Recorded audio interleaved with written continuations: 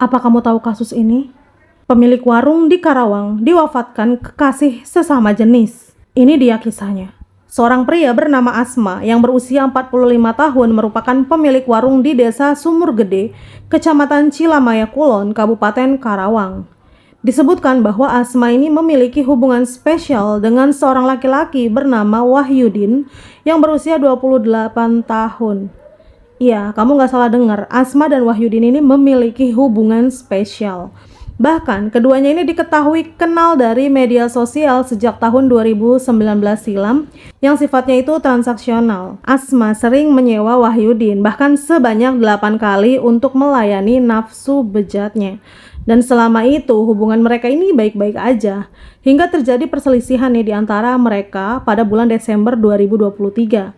Saat itu Wahyudin meminjam uang kepada Asma sebesar 150.000 dengan jaminan KTP milik Wahyudin. Lalu kemudian pada bulan Januari 2024 Wahyu ini memerlukan KTP untuk mengambil bansos dari pemerintah di kantor desa setempat.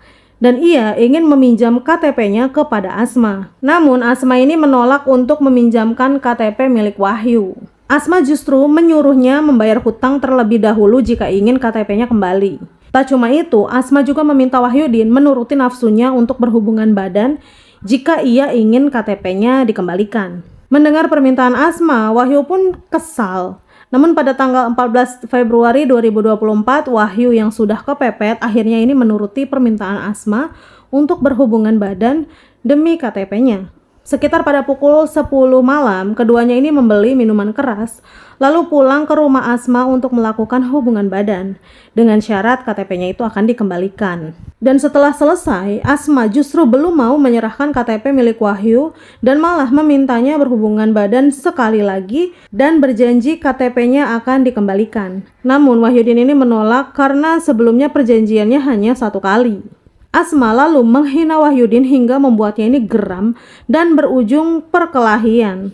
Pada 15 Februari sekitar pukul 2 dini hari, Asma menghembuskan nafas terakhirnya akibat lehernya ini diinjak-injak oleh Wahyu. Kemudian Wahyu melarikan diri dengan membawa KTP-nya, handphone, dan sepeda motor milik Asma.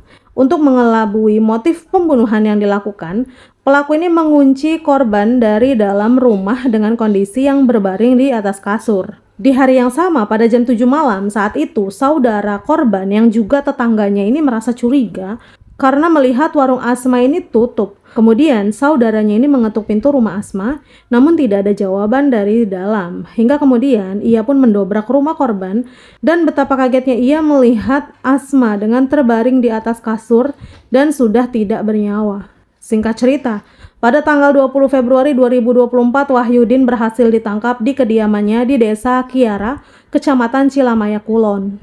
Terungkapnya kasus ini disebabkan sepeda motor dan juga handphone yang dicuri ini dijual oleh Wahyu ke penadah hingga identitasnya ini terungkap hingga akhirnya ia pun berhasil ditangkap.